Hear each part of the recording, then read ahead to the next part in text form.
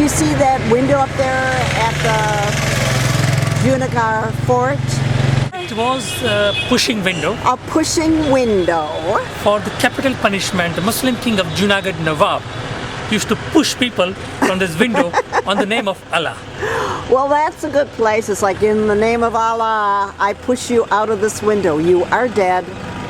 How many kilometers does the fort go around the walls of it? This fort goes only 5 kilometers long. I think 5 kilometers is pretty big. And what year was it built? This fort was built in 7 different times. Seven different times. What's the base which you see, which is 9th century.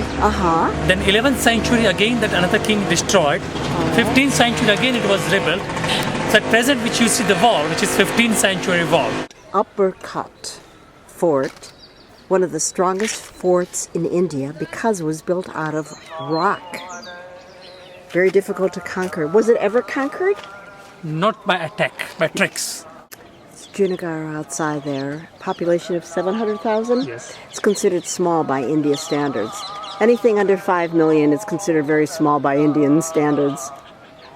These guns that are here were gifted by the Portuguese, and we are going to do DIU in a few days. It's 1538. Let me go see if I can find that same inscription. Yes, there is an inscription on the barrel. In the 11th century it was a palace, and then it was destroyed or conquered and turned into a mosque, which is why there are pillars. Hello! Thank God for signs and guides. Now we know that we're going to see an unusual type of mosque. These are all tombs of Muslim saints beginning from the 15th century. There's a group in there. So far we are like the only Westerners we have seen since we've left Bhuj, and even in Bhuj there were very few. Nero just said that these pillars are definitely not Islamic, which is how they know that it was a palace once before. The mihrab, which always shows the direction of Mecca. Before I saw a broken bangle, I thought somebody just broke it, but no, it was left by a woman to ensure long life or health for her husband. That big hill way out there in the center has 10,000 steps to the top to visit a Hindu temple. And it takes about 5 hours walking. We are obviously not doing that. Down here was a secret tunnel that led out of the fort and into town.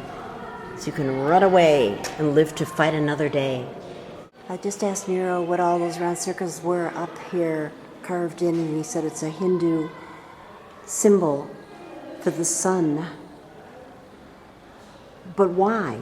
Why did they put the symbol of the sun on all these roof beams? Okay, sun is one of the oldest worshipping god, mighty god. Sun is a god of power and energy. And Hindu rulers, they call Surya Vanshi. That means they call descendant of sun. They are the powerful people. That's why to get the blessing of sun in their home, they made this design. Sun symbolizing in artistic form. Thank you. Welcome. Well, we got here just in time. Here comes the school groups. Hi. Hello. What did the kids say to you? One young boy asked me if I was a foreigner. I said, no, I'm a local.